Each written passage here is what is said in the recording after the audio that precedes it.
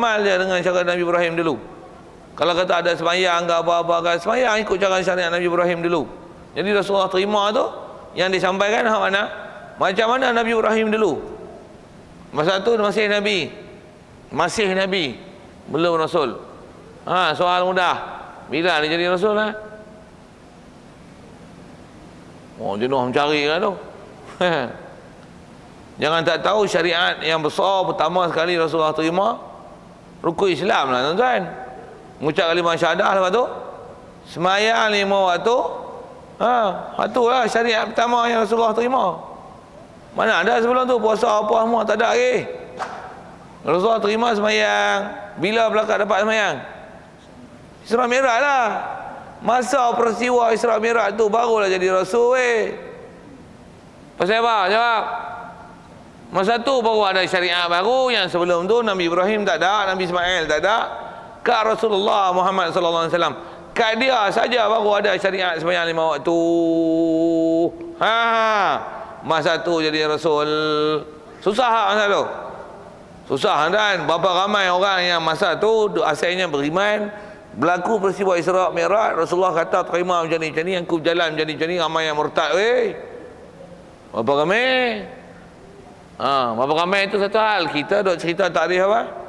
Rasul. Masa tu baru Rasul. Sebelum tu kalau ada perintah ayat suruh bangun qiyamul lail pun, qiyamul lail sembahyang macam mana? Sembahyang macam Nabi Ibrahim alaihissalam. Kalau wajib pun wajib kat Nabi, tak wajib atas umat. Kalau atas umat sunat. Tapi sembahyang fardu 5 waktu ada ke? Tak ada lagi.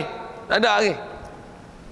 Dan kalau kita belajar dalam kitab-kitab yang ulama-ulama kita kerang, sembahyang 5 waktu ni, sembahyang subuh, sembahyang sapa, sembahyang zuhur, sembahyang sapa, sembahyang asar, sembahyang sapa, dia ada tu yang Nabi-Nabi Rasul dulu. Tapi dihimpunkan 5 sembahyang tu dekat Nabi kita Muhammad sallallahu alaihi wasallam. Itulah syariat baru yang Allah Taala hantar kat Nabi kita. Dengan itu jadilah dia seorang Rasul. Yang sebelum tu adalah hanya Nabi sahaja.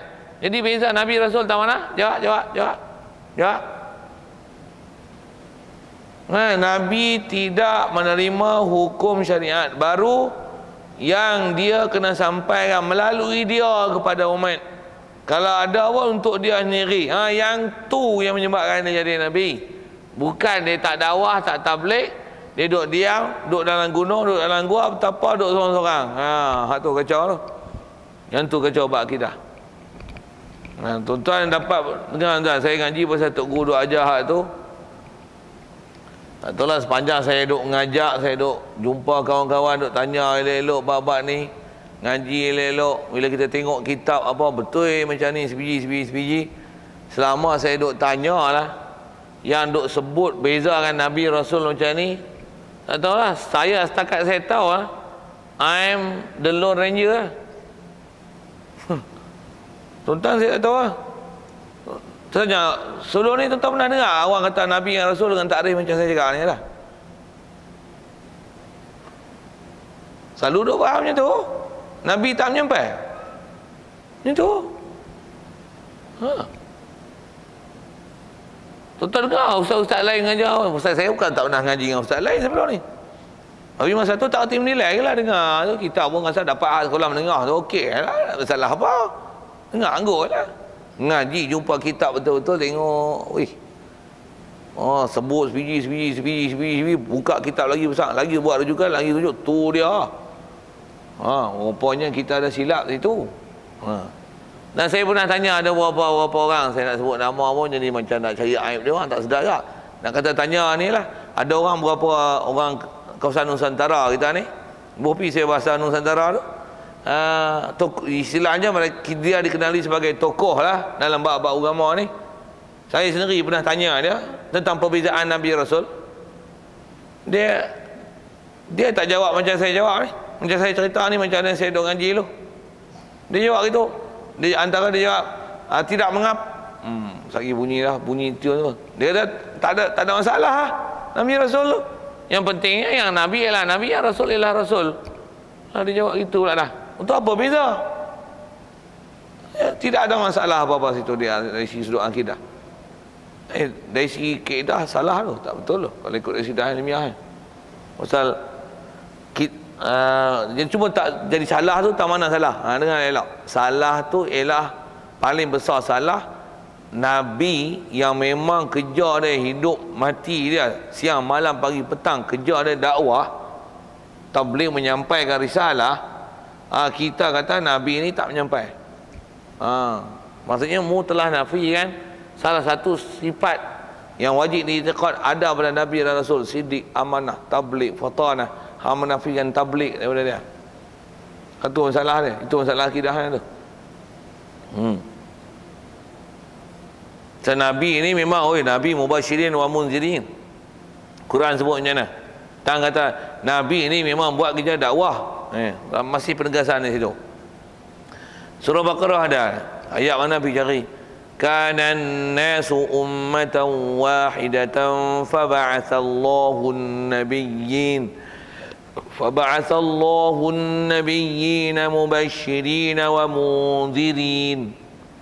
Umat ni asalnya umat satu, maksudnya atas daripada Nabi Adam. Betul apa orang salah buat? Faba'atsallahu an-nabiyyin. Orang Taala hantar nabi-nabi. Sebut nabi itu. Apa kerja nabi? Mubasyirin wa munzirin. Bisa dengar agut apa makna basyir dan nazir? Basyir apa? Beri khabar gembira. Nazir beri khabar menakutkan, cerita neraka, cerita macam ni, azab macam ni, soal mungkin nakir gini. Kerja siapa tu? Nabi. Jadi Nabi buat kerja dakwah, menyampai lah. Yang tak sampai apa? Tanya sekali lagi. Tak menyampaikan syariat baru.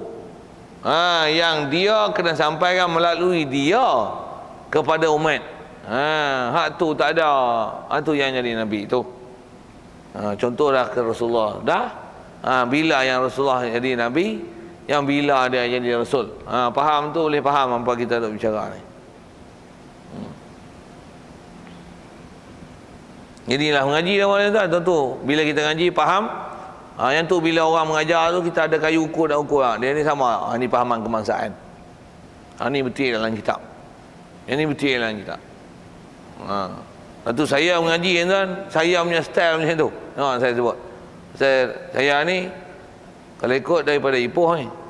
Saya duk follow program Syekh Mustafa Bura. Kota Raja saya tak ada petang tadi, tapi siang tadi ada di Intim. Malam ni ada di Masjid Kuisas. Tapi dah mengajak ni saya tak boleh lari sana, tak boleh nak tinggal. Kalau saya tinggal hantu main ngajak ni. Sikit itu. Tapi memang saya nak sebut saya follow dia. Dan antaranya semalam lah, dan ada saya ikut kelas lepas Zuhur bersama dengan dia baca kitab dia, kitab Fiqhul Manhaji itu, bab muamalat. Ada beberapa soalan ni, soal antara yang menyoal tu saya nak sebut gini, apa yang saya mengaji, apa yang saya faham dengan apa dia cerita tu, hak dia baca tu, dia salah seorang ulama besar Syria, menulis mengarang kitab dekat 60 buah kitab dalam fiqh Syafi'i, Hanafi, Hambali. Dan bila saya tanya, ada yang dia bagi penjelasan suku, ada soal jawab yang berlaku, saya salah seorang antara soal jawab tu, saya tanya dia, macam mana saya ngaji dengan dia jawab sama, sebiji tak kalah, tak berubah tu. Cuma saya tak tanya bab akidah, saya tanya bab fiqh. Pasal saya dah soalan bab fiqh. Saya tanya bab akidah, tapi saya nak edau saya mengaji pada dulu lagi, Tok Guru duk ajar kita mengaji dengan apa yang ada kat kita, dengan apa hak ngajak. Tengoklah syekh mana, syekh Arab ke, syekh Syria ke, Yaman dengan apa bila dia ngajar dengan apa yang ada kat kita sama. Tak sama tu kita nak tanya. Ataupun kita dah tahu hukum, tapi kita nak tanya dia nak jawab ke mana. Tu antara yang saya tanya dia. Saya tanya bab harta wakaf, saya tanya dia bab muamalat kadang-kadang pasal ada dia baca kitab dalam bab tu, tanya bab yang betul-betulan dengan apa masalah dia sebut Saya tanya bab tu dua, ada saya tanya bab haid tu, dia jawab macam mana saya duk faham, saya duk ngaji. Kalau saya ngaji, orang tanya saya jawab itu, dia pun jawab kita sama. Baru betul kita punya akidah. Jadi Tok Guru besar dengan kita sama link, ada lain. Ni hak kitab lain, tuan-tuan faham lain, out. Jaga weh. Tu guna ilmu. Itulah ilmu tu yang ngaji dengar, faham, catat, tulis. Bukan tulis saja, simpan akidah kan. Akidah ke main-main. Kita tengok pelik, buat ngajar ni aku tak bisa dengar. Tak bisa dengar tu satu hal. Tak bisa dengar tu mungkin tuan-tuan tak bisa ngaji. Tak bisa dengar tu pasal tuan-tuan duk dengar hak kebangsaan dia. Lepas tu duk rasa ahli syurga lah aku ni. Masalah apa? La ilaha illallah Muhammadur Rasulullah. Aku masuk syurga, bulat-bulat masuk syurga, tak ada masalah kat aku. Cek bakidah umumnya kantoi hebat Nabi. Hang kata Nabi tak dakwah, Nabi tak menyampai. Padahal Nabi menyampai gila. Maksud gila tu memang siang malam, pagi petang kerja dia dakwah. Mu kata dia tak menyampai. Sampai hati mu. Tak sampai hati mu satu mu salah i'tiqad. Orang yang kerja betul-betul yang sepatutnya diiktiraf di sini amanah tabligh hang patut dah. Hang menafi sifat tabligh kepada dia. Itu penegasan saya nak sebut tu. Tu saya dah ulang 3-4 kali tu. Pasal dia salah berakidah dari segi sudut menafi apa yang sifat tu ada pada dia, kita nafi tak ada.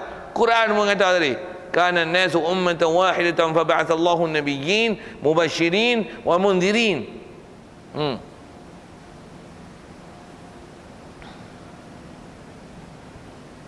Baik.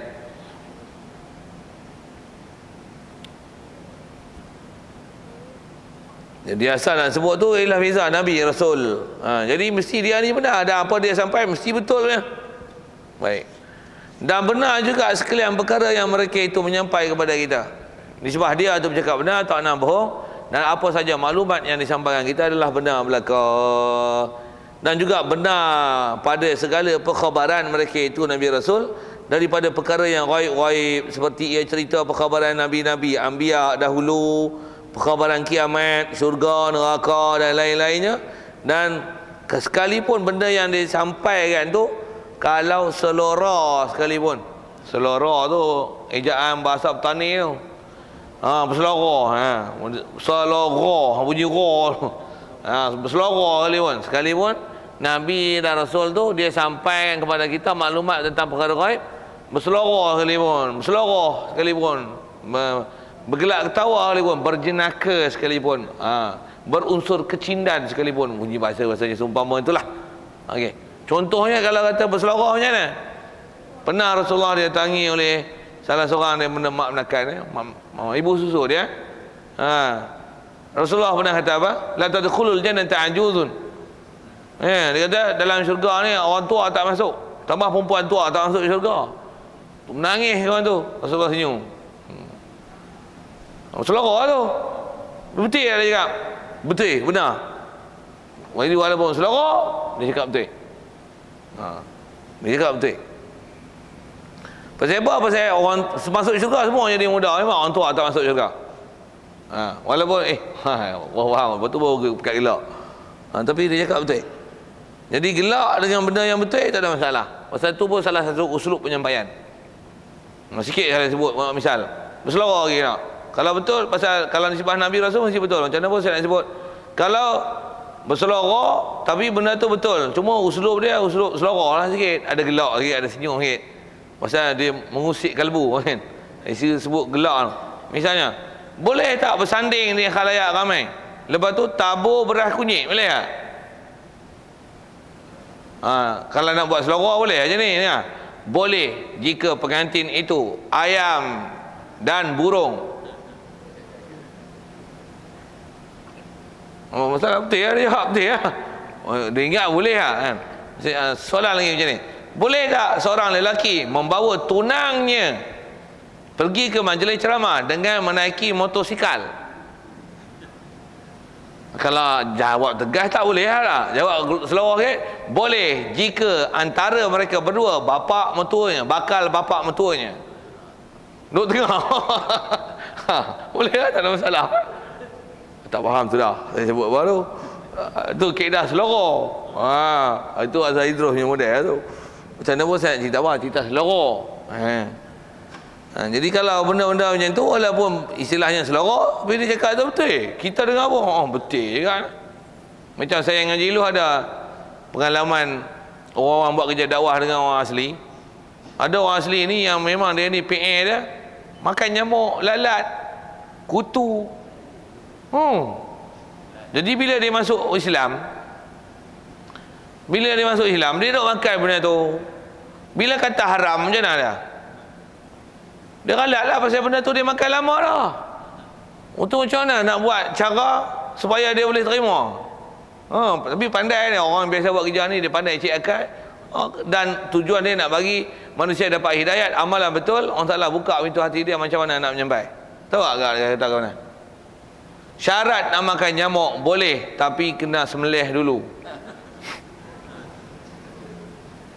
Oh, jenuh nak sembelih besar tu. Tampak tak boleh makan lah pasal tak ada sembelih. Jadi dia tak makan lah pasal tak sembelih. Nak makan kena sembelih. Sembelih baru boleh makan. Lama-lama tinggi tak makan. Lalat pun tampak-tampak tak boleh makan lah. Kutu sembelih. Alamak kecil nak sembelih. Pisau pun susah lah. Buang lah. Lama dia buang. Boleh berjaya dakwah. Pasal apa? Nak makan nyamuk kena sembelih dulu. Ayat tu memang kelakar ke ada pula kena sembelih. Tapi tujuan dia nak cerita hukum kata benda tu tak boleh makan. Tu tujuan. Tapi helah sikit. Nak bagi orang tu buang dan tak makan benda tu. Kalau seluruh dakwah macam tu, ada matlamat yang macam tu, okey. Kat Rasulullah pun ada lah, tapi Rasulullah taklah sekerap dan sebanyak itu seluruh dah. Boleh dibilang Rasulullah ni seluruh dah. Macam mana pun nisbah Nabi Rasul mesti dia akan benar apa yang disampaikan, mesti menepati realiti dan tepat dengan apa yang ada. Baik. Dan bila dah kita iktikad Nabi Rasul ni benar, tentulah mustahil lawannya iaitu dusta. Mustahil dia dusta. Baik, fakta tu dulu. Ada persoalan tentang khususnya kita sebut ciri Nabi Rasul yang sepatutnya mesti sidik, amanah, talib, batanah tu ke Nabi Rasul.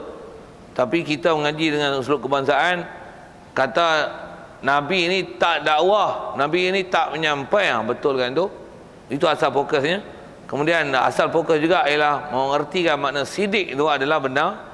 Benar tu dengan mana apa yang disampaikan mendapati realiti dari sisi sudut apa lani berlaku, dan begitu juga perkhabaran ghaib dan akan datang atau yang akan datang ataupun yang telah lalu. Begitu juga perkhabaran tentang Allah Ta'ala, kiamat dan sebagainya. Begitu juga janji-janji baik dan ancaman-ancaman neraka. Wajib i'tiqad apa yang dia sampaikan adalah benar belaka. Okey, ada apa?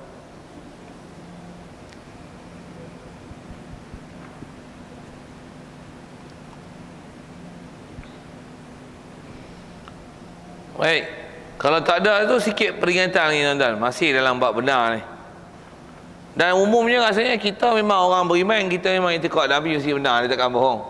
Dan tambah pula apatah lagi yang kita duk lihat lah ni depan mata kepala kita, bahawasanya apa yang dia sabdakan dulu lah ni berlaku sebiji-sebiji.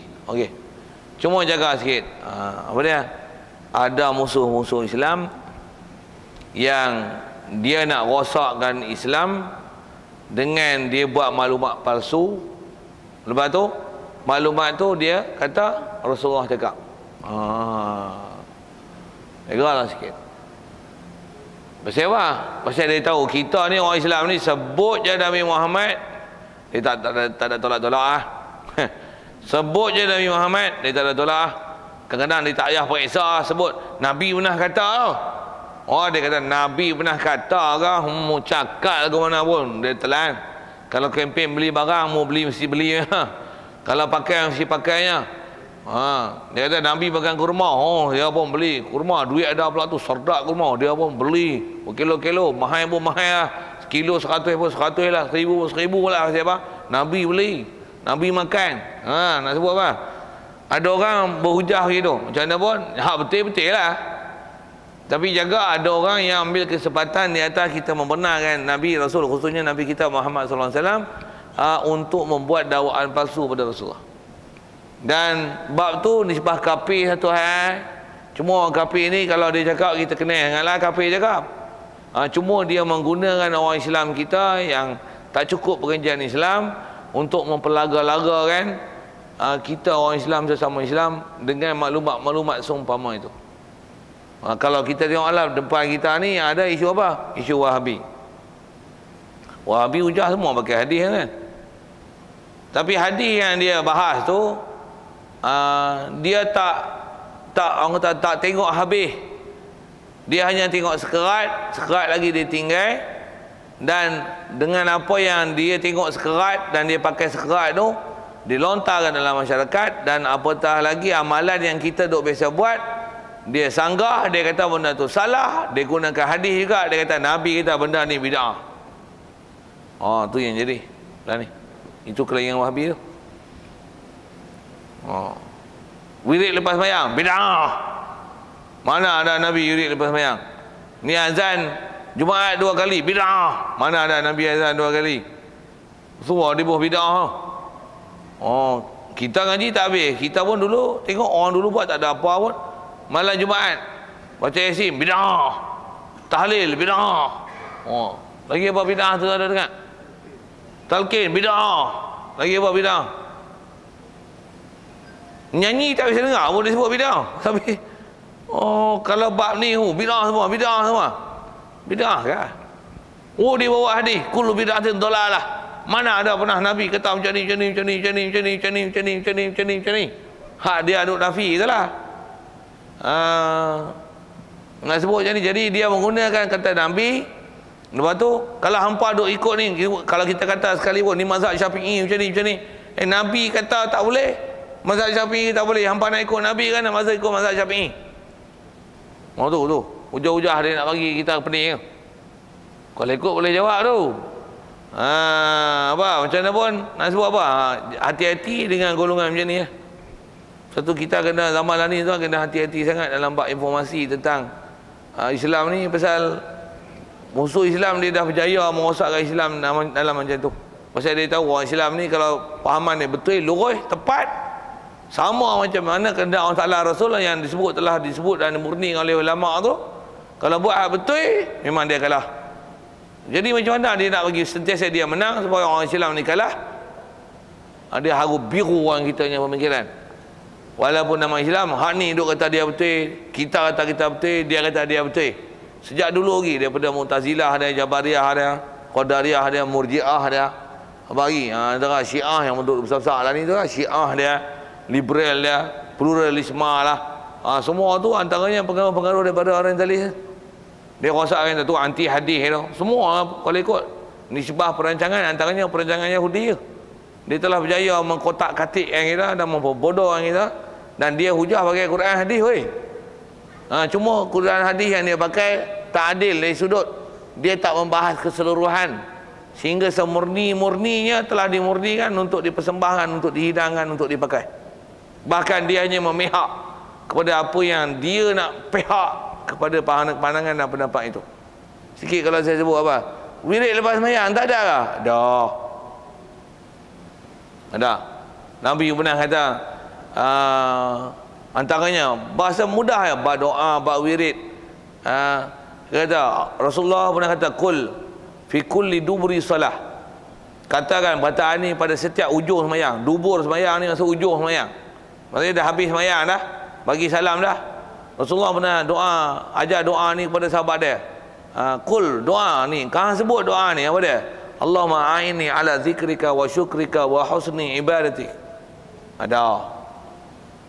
Rasulullah pernah sebut amalan macam ni. Lepas sembahyang maka bacalah subhanallah, alhamdulillah, Allahu akbar 33 kali. Tutup dia dengan la ilaha illallah wahdahu la syarika lahu, lahul mulku wa lahul hamdu yuhyi wa yumiitu wa huwa ala kulli syai'in qadir. Sebut ni ada 100 kali orang Taala ampunkan dosa-dosa telah lalu. Ulama tanggung dosa tu antaranya dosa-dosa kecil. Ada. Tu ada wirid lepas sembahyang. Ada. Banyak mana nak buat amal? Kalau kutip satu tuan-tuan, kalau subuh tu tuan-tuan habis subuh, matahari terbit tak habis lagi ya. Macam mana boleh kata tak ada? Quran ada wirid lepas sembahyang. Nak sebut macam mana? Fa iza faraghta fansab wa ila rabbika farghab. Terjemah sekali lalu macam mana? Wa ila rabbika wa fa iza faraghta, bila kamu dah selesai, fansab maka susunlah elok-elok. Wa fa iza faraghta fansab wa ila rabbika, dan kepada Tuhan kamu farghab, gemarkanlah. Faham tak? Tak faham kita, bahasa sastra tinggi tu. Apa maksudnya?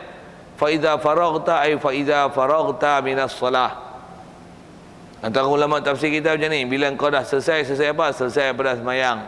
Fansab fansubi aurat wal azkar, kamu susunkan wirid-wirid dan zikir kamu. Lepas tu dah habis zikir wirid buat apa? Wa ila rabbika farghab, kepada Tuhan kamu gemarkanlah. Gemar tu maksudnya apa? Fasra' ila doa, bersegeralah untuk berdoa. Dan doa tu boleh baca habis-habis doa Al-Fatihah, habis doa baca Fatihah sekali lagi, baca doa lah sekali lagi, boleh tak?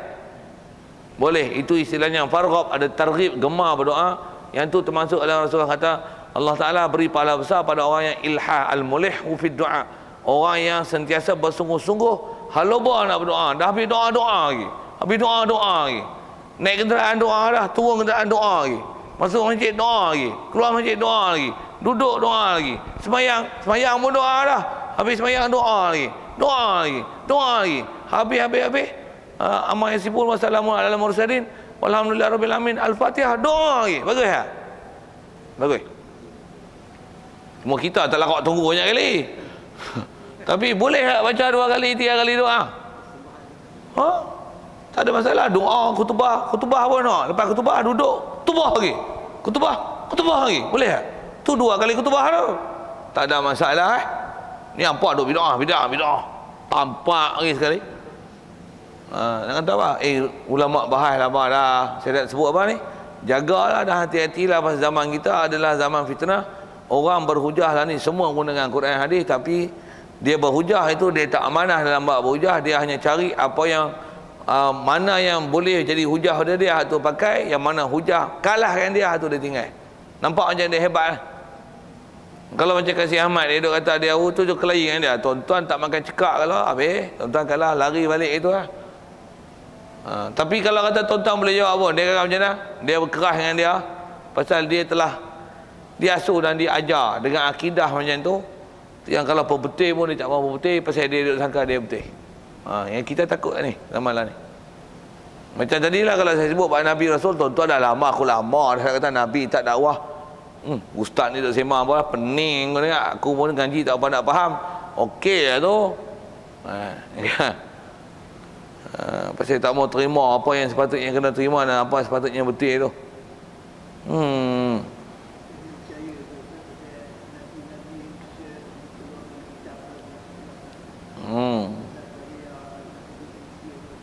Tak ada kitab tu kan. Tiang kena faham elok tu. Tiang kalau atas hujah macam tu kena faham begini. Pasal tak semua Nabi bersama dengan dia kitab suhuf. Ada Nabi tertentu aja. Jadi maksudnya ada Nabi, Rasul, dia tak ada istilah suhuf kitab, pasal perintah yang diturunkan tu sikit sangat. Jadi tak perlu ada pencatatan, sama ada dia mencatat ataupun dia perintah orang lain catat dan tulis. Sebab tu tak ada istilah suhuf, apatah lagi kitab. Tapi hak Rasulullah kitab, Injil kitab, Taurat kitab. Kitab maksudnya apa? Jibril datang bagi wahyu, mereka terima, hafal. Motu ada yang sebagainya mereka tulis sendiri. Rasulullah memang tak boleh tulis. Dia hafal, dia balik, dia beritahu, ni hampa tolong tulis ni. Dapat tulis pun lagi dia beritahu, ayat ni buah tang ni, sebelum ayat ni selepas ayat ni, ayat ni buah tang ni, sebelum ayat ni selepas ayat ni, surah ni, ayat ni sebelum ni. Rasulullah. Jadi maksudnya apa? Dengan sebab ada catatan, itulah ada kitab. Jadi tak semestinya semua Nabi Rasul ada kitab. Jadi mungkin dengan sebab ada tak fahaman situlah menafi tu, dia seolah-olah betul juga lah. Mereka bukan ada kitab, tak ada suruh apa, jadi tak menyampai, jadi seolah-olah begitu. Tapi asal kita bicara tu, kalau sampai tahap menafikan dakwah pada mereka, dia masalah dalam akidah dari sudut menafi perkara yang sepatutnya itu adalah sifat mereka. Satu kalau kita ngaji murni balik-balik elok tu, ya Allah betul ke dah, cuma kadang-kadang kita tu lah, kita rasa macam betul lah. Macam istilahnya puas hati tu yang saya sebut pasal tu, rasa masuk syurga bulat-bulat dah, Quran tak boleh baca pun dah macam ni Padahal Islam dia, Islam apa? Nak wenti ya. Nak wenti, beradak sunat, kahwin mati, itu Islam lah. Beradak azan, masuk besar, masuk jawi, lepas tu nak kahwin, akad nikah, bersanding, pergi apa-apa adik-adik tu, lepas tu nak mati, mayat macam talqin, tu pun talqin Wahabi tak pergi baca, pergi tu. Empat tu kan, lain haru biru karat biru lah tu. Tapi duk rasa macam aku masuk syurga bulat-bulat. Ini lah kita.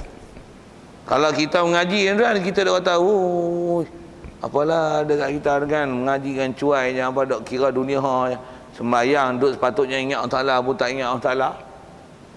Macam-macam lah nak sebut tu, tapi nak kata hati-hatilah. Dia tak kes, kata ada orang yang menggunakan sabda Nabi, yang dia ada, kalau nak guna bahasa ni, dia ada eksploitasikan maklumat, apa yang seolah-olah dia bawa tu benar, padahal itu adalah palsu. Jaga.